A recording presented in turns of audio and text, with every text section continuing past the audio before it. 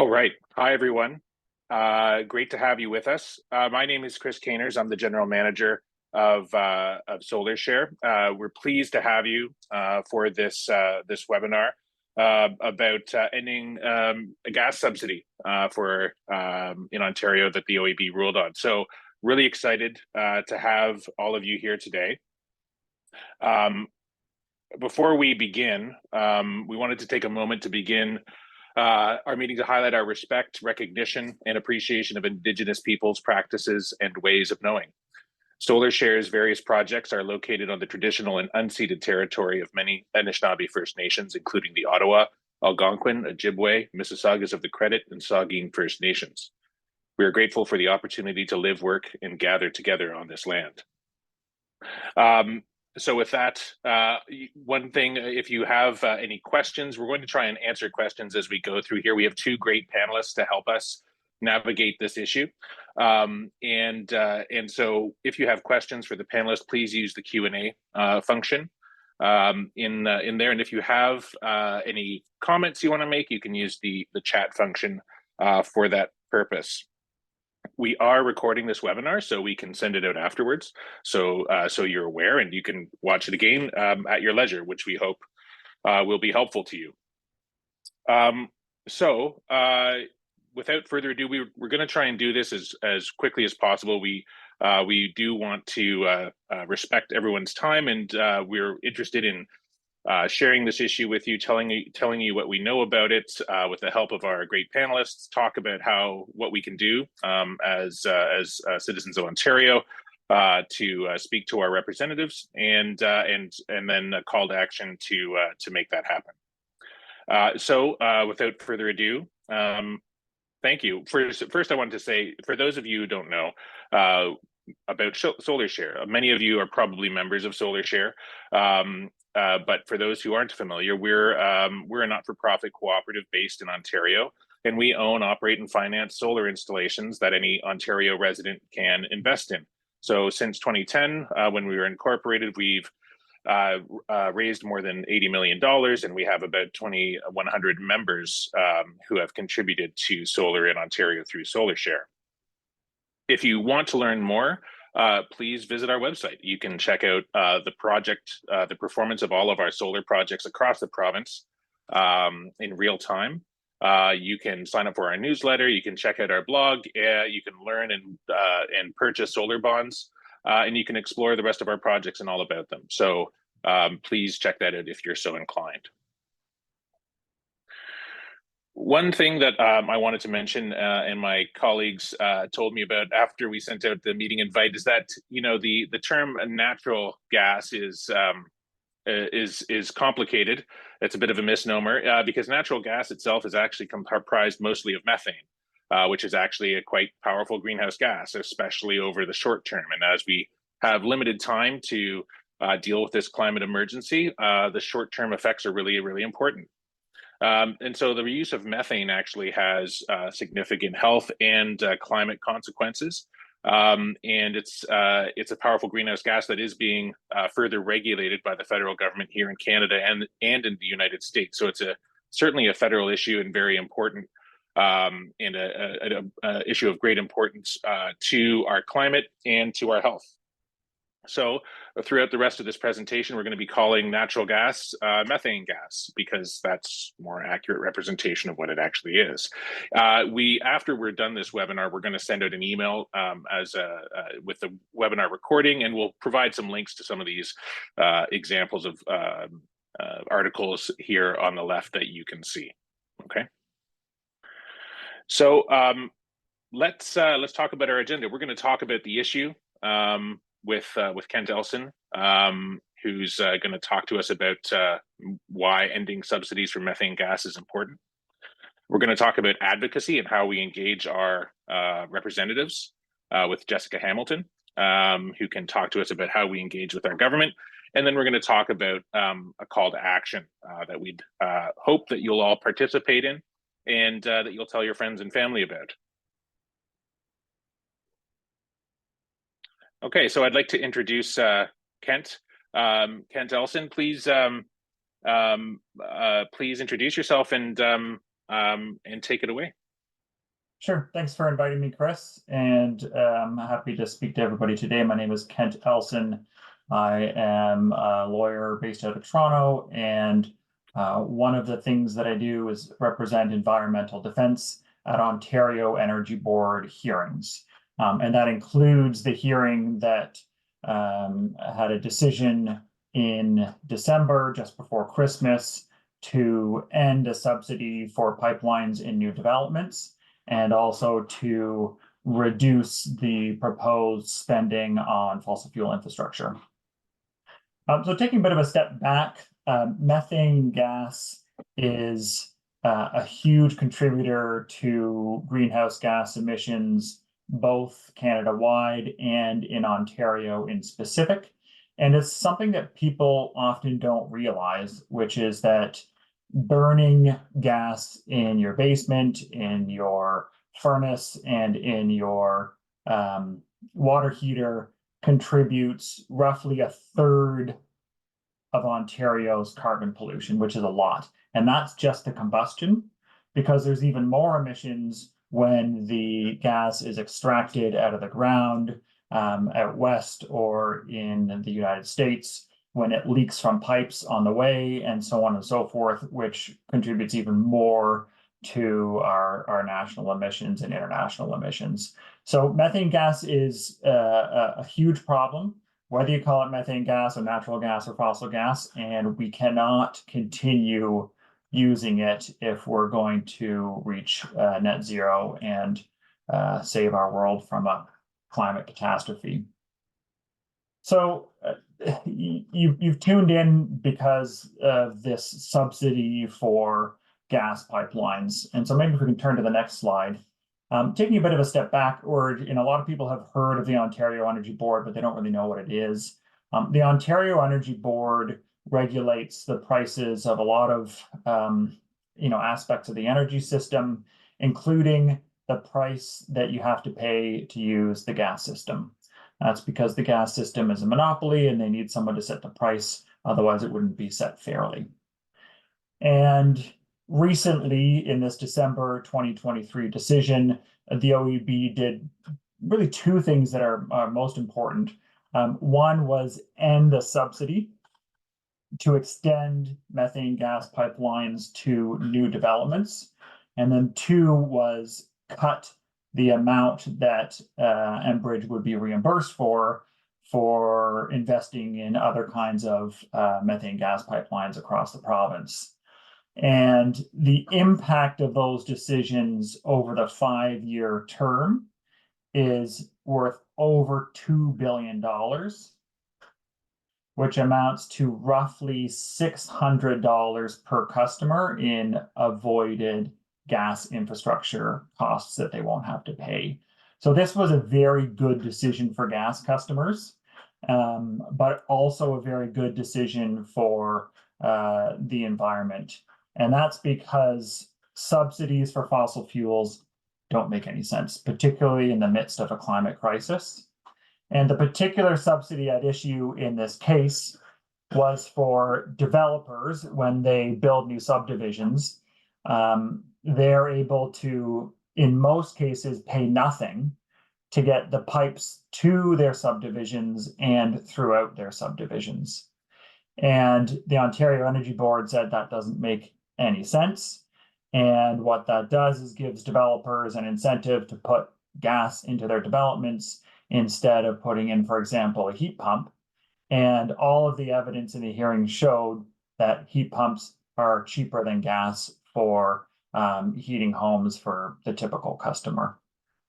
So soon after the decision was released, the government announced that it was going to overturn that decision because it was worried that it was going to affect housing supply and housing affordability.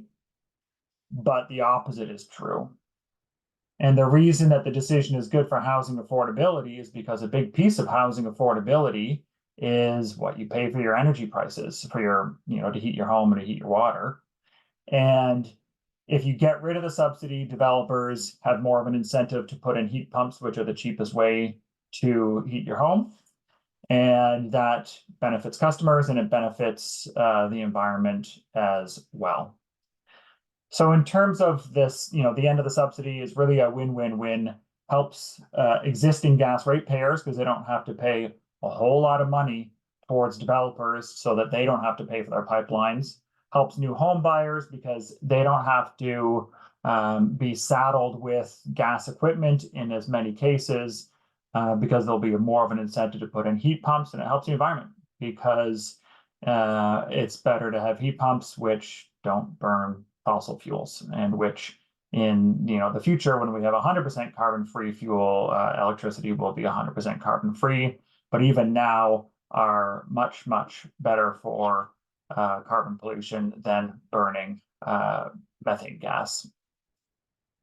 So there's some other benefits of ending the subsidy, and you can flip to the next page here. So to the extent that ending the subsidy convinces developers to put in the right kind of equipment, which is heat pumps, what you will see is benefits for health, for people who live in those homes. You're not going to have carbon monoxide poisoning from your furnace, which happens rarely, but it does happen. Better indoor air quality when you don't have a gas stove and instead have an induction stove. I have an induction stove. It's fantastic. And safety and convenience, you have one unit that provides both your heating and your cooling. The other benefit for customers, if you have heat pumps in a new home, is you avoid having to switch out all of your equipment to decarbonize down the road. So we can't keep using gas furnaces. They have to come out at some point. And it makes much more sense to do that when your house is built than sometime down the road. So there is a loser in all of this. And one of the loser is Enbridge, and that's because they lose major profits. And when I mentioned that $2 billion over 5 years, it's actually a fair bit more than that. But the over $2 billion, they don't get to earn profit off that anymore. And that makes a really big difference for them. And so they are fighting fiercely to have this decision overturned by the government. They are reaching out to municipalities, and they're asking municipalities to write to the Ontario government to ask the Ontario government to overturn this decision. But they're not including in their communications, certain facts like the $600 per customer savings that you would achieve through avoiding these kinds of capital costs that were taken off by the Ontario Energy Board. So there's part of a bigger picture here too, which is the future of how we heat our homes and buildings more generally. And it is highly, highly unlikely that that will be with anything other than electricity. And electricity can heat your home through a ground source heat pump or an air source heat pump. And what that means is more and more customers over time, we don't know how fast it will be, but they're going to be coming off the gas grid entirely and not paying any money towards the gas grid.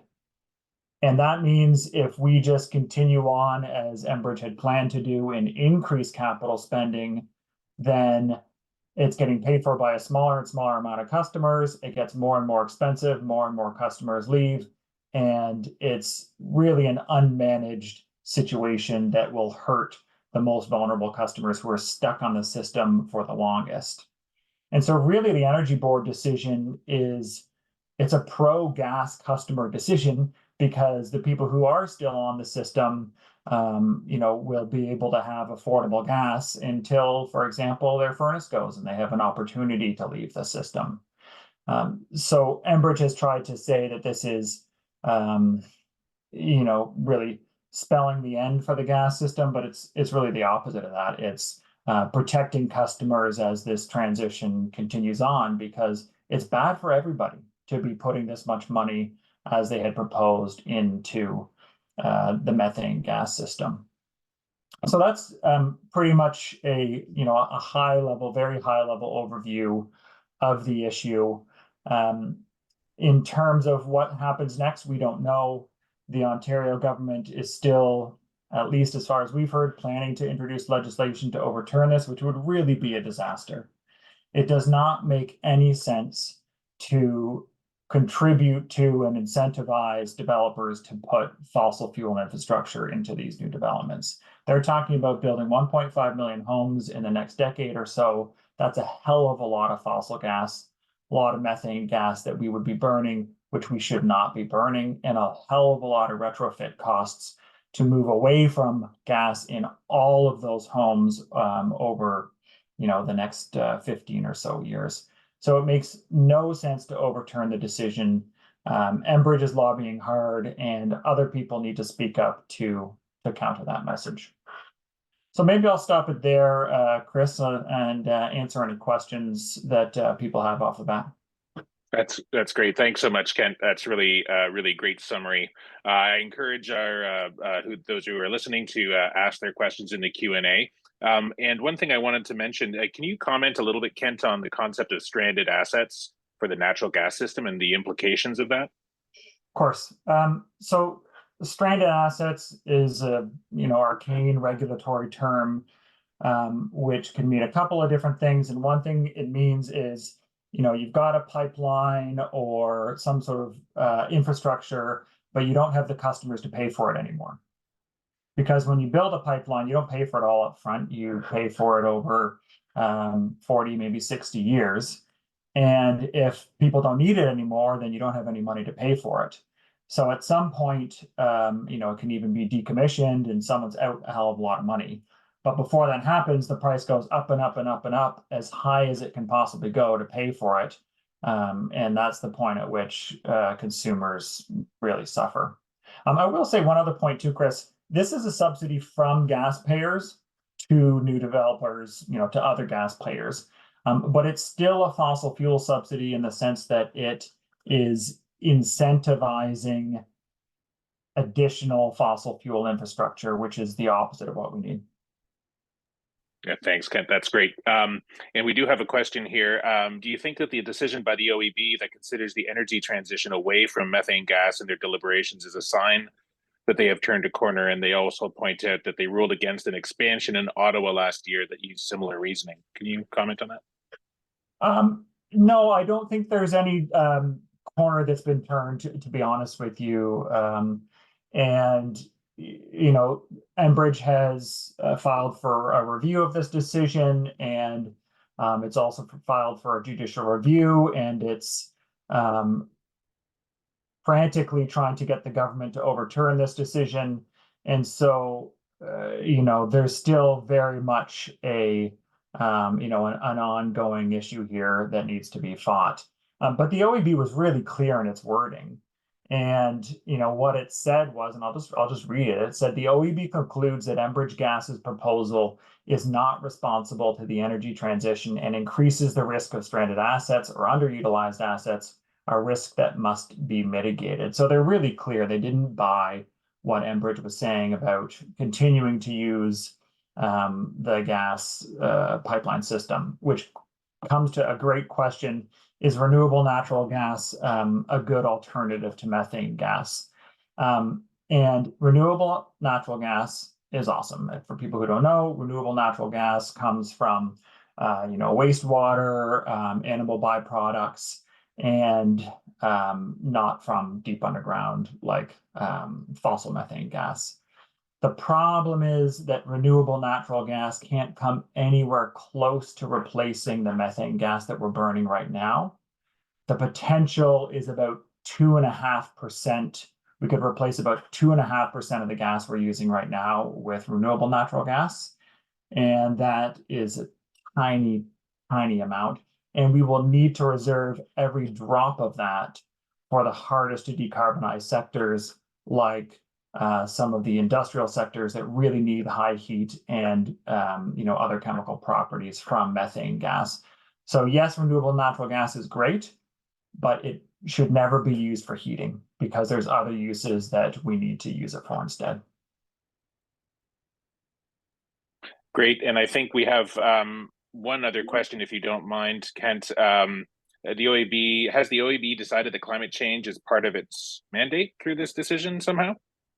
No, and that's the thing that is so amazing about, the government's announcement that they plan to overturn this decision. This is not a decision that is saying that we need to reduce investment in fossil fuels because it's bad for the environment. The decision says we need to reduce investment in fossil fuels to protect customers. The OEB is a customer protection agency, and it looked at this not from the perspective of speeding up the energy transition or eliminating carbon pollution. It looked at this purely from the perspective of how do we protect gas customers and make sure that they don't end up with rates that spiral through the roof if energy transition causes people to drop out of the gas system, which it will.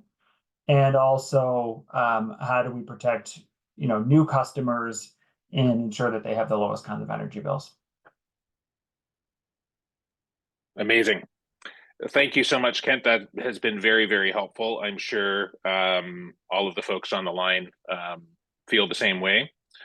So now armed with that information, thanks again, Kent. We really appreciate it. What we're going to do now is we're going to turn it over to Jessica Hamilton, who is going to talk to us about advocacy. And we're excited to hear more about how we can advocate for it to end the subsidy. Jessica, please take it away. Hi, thanks for having me. Honestly, I have to say I'm quite inspired listening to Kent. I mean, although it's not good news right now, there's so much good work that's happening as we're moving through this, and so many solutions. And I just know that we have a ton of power and energy, mind the pun, behind us for this. So this is the exciting part where we get to make the difference through our advocacy work. So I guess initially where we want to start is your provincial government. So you want to, if you are looking to have a say in this matter, and you want to have your voice heard, then you want to reach out to your provincial government. So this is a provincial issue. You want to focus your time on the decision makers, and this decision is being made at the provincial level. So you want to make sure that you are talking to your provincial government. So that starts you with finding your MPP. And as a result of a majority Conservative government, the likelihood of you having a PC MPP, a progressive Conservative MPP, is probably quite high. But you will receive this slide at the end of the presentation, and there's a link that you will find to make it easy for you to find your local MPP. So I mentioned finding a progressive Conservative. The likelihood of you having a progressive Conservative MPP as your elected official in your riding, because the PCs right now are the decision makers. So if you have a PC MPP, so many letters right now to be repeating, but if you have a progressive Conservative MPP, then those are the people that are voting to put these decisions, to overturn these decisions, and to make all of the policy that goes into running our province. So I'll go into a little bit more. If you don't have a progressive Conservative MPP as your elected official, it's still worthwhile to reach out to them, but I'll expand a little bit more on that on the next slide. So specifically, again, as well, to get directly to the decision makers, you want to contact your elected provincial MPP in their legislative office. Excuse my my stuttering. If you find them in their constituency office, you're not in the wrong place, but typically constituency offices are left for dealings that occur from a personal level or at the local level. So you want to find the highest power that you can go to. So you want to go to their legislative office. Focusing on the people, the decision makers, you want to find the cabinet ministers. So you're going to reach out to your MPP, your local representative, and you're going to speak to them through phone or email. and you want to express to them how you're feeling, how you want energy to be shifted in the province of Ontario, and write out exactly what you want to see change. And then you can follow up, in addition to that, to the Minister of Energy, Todd Smith. An excellent place to start because he is the one that is directing the Ministry of Energy. So all of these policies and decisions that are being made are under his watch. So you want to send your energy and your advice and concerns directly to him, as well as the Minister of Environment, Conservation and Parks, Andrea Kajin, and Premier Doug Ford. Send your protests and your letters and your frustrations directly towards them, and see the more pressure that they have in their offices, the more that they feel that the public sway is going to possibly take them out of power, or at the end of the day, they're supposed to be representing your how you want the province to be directed. So you want to make sure that you're sending, you're talking to your representative, and then the policy and decision makers at the very top. So that's your primary contact for when you're trying to reach out and change the decisions that are being made on the provincial level. The bonus here, the opposition critic, this is where your advocacy can get a little bit more creative. So when you're reaching out to opposition parties, this is advocacy in its heart, because you're building a voice to push your agenda and to push the government to put more pressure and have your voice heard within Queen's Park, or with a political force behind you in opposition to the governing party as it is right now. So the next slide, I guess. We can. And actually, thanks, Jessica. One question before you. So I think I heard you say, if you're not in a conservative riding, best to reach out to Todd Smith, like the Minister of Energy, the Minister of Environment. It doesn't hurt to reach out to your local MPP, so you can do that as well. But if you want to focus on one, ideally you focus on the Minister of Energy. Is that correct? I mean, there's two paths to really go, but yes, if you don't have a progressive conservative MPP in your riding, then yes, go up the chain of command to send a letter to Todd Smith. But I don't want to step away from if you have an NDP or a Liberal MPP elected. I feel like this is the voice of advocacy and pressure that can really come as well. So you can create larger networks and be introduced to larger powers that can help push this message forward. So if you do have a Liberal or an NDP or a Green elected MPP, then please as well write to them. The more volume that these MPPs receive in their inbox, the more volume of letters and calls and people coming to visit their offices, the more they can gather information and develop a plan to oppose these decisions that are being made. So yes, on the next slide, it'll go a little bit more into political parties.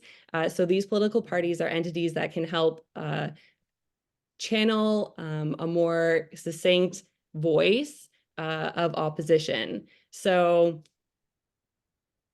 this is the follow-up here, the shadow cabinet. Each political party will have a shadow cabinet that will be elected and developing policies and background information within the energy industry. So if you want to build momentum with these opposition parties to help their cause, to help build their voice in opposition, then please reach out to these shadow cabinet officials. So Mary Margaret Mahone, the Ontario Liberal Party energy critic, as well as Ted Sue and Tim Grant from the GPO. They are all working diligently behind the scenes, building up policies and rebuttals and more information to help provide solutions and alternative avenues that we can navigate as a society, as we navigate into this a sustainable and renewable energy system. A little note, benefits of becoming a party member. So if you do align with a particular party, whether it be NDP, Green Party, or Liberal Party, I do encourage you to get involved at the local level or within the party system. These are where the policies are really developed and made. And once you become a party member, you can influence the party's decision making. So it might not be, you might not be in a position of power currently, but as governments change and shift, you have the opportunity to have your voice influenced in the policy making of each of these political parties. So even if you're a progressive conservative and you don't necessarily agree with the energy policies that are being put forward, you can you can become a party member, and you can have a say. You can speak up in their general meetings. You can have a more hands-on impact on the policy that's being developed and put forward as a province as we go forward. Traditional ways to advocate as well. Social media can really build momentum and contact traditional media sources. So sometimes editors and journalists, they don't have a finger on all of the issues that are going on all the time. So this is your opportunity to create a conversation about it. You can write to your local papers, and you can contribute your own thoughts and editorials. All of those small pieces add up and make a much larger message that can really sway the government. And it's not for nothing. We've seen in the past this government backtrack on initiatives and policies and decisions that they've made. They are the voice of us. So it's our responsibility as Ontario residents to share our opinion and share our voice and reach out to your representatives to create a unified voice that this isn't what we want, and provide opportunities for direction for the path that we want to continue going forward on. That's great. That's thanks so much, Jessica. I have a good question here. What are your feelings on the strategy? And I'd be interested in Kent's thoughts as well.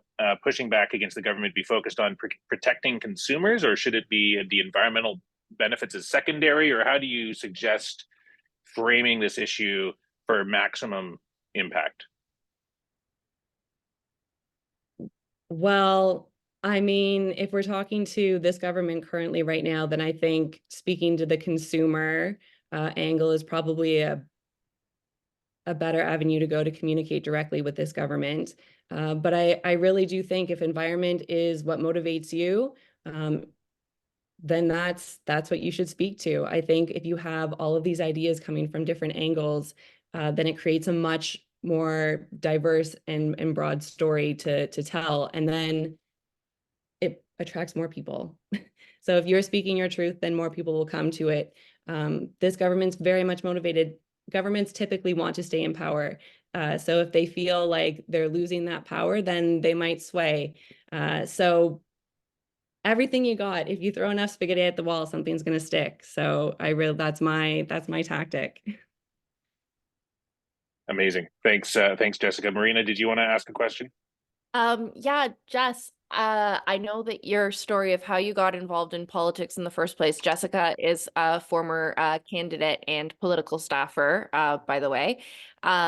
Your story of how you got involved in politics, even though it's not necessarily like environmental specifically, is really inspiring to people who might be considering dipping their toes in. So once you hear Jessica's story, like, you can't say no to just sending an email. Well, yes, I did get drawn into the political sphere as a result of the changes that happened to the autism program. So, you know, I didn't know where to start either, and I reached out to my local MPP, who is a progressive conservative. I wrote an email and didn't have a sufficient response, so I went to his office prepared with all of my documentation and a compelling story, to no avail, unfortunately. But it really did open up this entire new world of opportunity and understanding the political process and how to put pressure on certain topics and to make meaningful change. And through this process, through reaching out, I've met an incredible network of advocates and just people who care about the issues. I highly recommend, if you get the ball rolling in one direction, then you just don't know who you'll be introduced to or what opportunities, what changes you'll make. Real movements start that way. So I do really highly recommend that you reach out and just start the ball rolling, getting involved. That's great. Amazing. Thanks. That's a great, very inspiring story. Thanks, Jessica, for sharing that. We appreciate it. Before we move on here to the call to action, just a quick question. We talked about phone, email, letter, your own experience of going in and being prepared with materials and stuff. Is there, and I think there's an importance in following up and continuing to try and engage with your representatives. Is there any one method that's better that you recommend, or should you use a combination of methods? What do you suggest? As much as you have in you, Truly, if all you can do is cut and paste an email into your inbox or and send it into the inbox of an MPP, then that's enough. That's sending a message. The more personalized, sometimes what happens is a generic email will continue. There'll be an influx of generic emails that go into the office. But it does, sometimes that can happen so that they know, and the elected official will know what's on the mind of their constituents. But the more personalized you make it, if you go in and you speak to them, or if you have a phone call, every piece of pressure makes a difference. I don't think any one action is worth more than the other. I think just acting is truly the underlying message. Great. Well, on that note, let's talk about our call to action. So thanks again, and I encourage Jessica and Kent to contribute to this part of the conversation as well. So call to action. This is, we were just talking about the issue with Kent. We were talking about how to engage with our elected representatives, with Jessica. And now, we'd love you to write and phone and email and talk to your representatives, talk to your friends and family about doing the same, social media, journalists, all of that good stuff. So we do have some resources we're going to share with you. Marina is going to share them in the chat for now. We are also going to follow up after this webinar with a list of resources that via email that you can check out and use as you see fit. There's lots of great information from Kent and from others who have been working on this issue, like the Clean Air Alliance. And there's like a form letter that the Clean Air Alliance does if you don't want to personalize it as much, but you're also able to take information from those and personalize your interactions with your MPPs to the extent that you're able to do so. So write and call, craft an email, send it to your MPP, use language from existing letters like we were talking about. It's critical to let them know that you live in their riding. That's really, really important for the MPPs, but it is great if you have time and are able to personalize your note, because that does matter. Remember to reach out to the ministers, Minister Smith and Premier Ford as well. It can be more effective to send separate emails. And follow up if you don't hear back. It's great to follow up with them. Let them know that you're still interested in this issue. This is a really timely and strategic issue because the legislature is out until February 20th. And Kent or Jessica, you can correct me if I'm wrong there.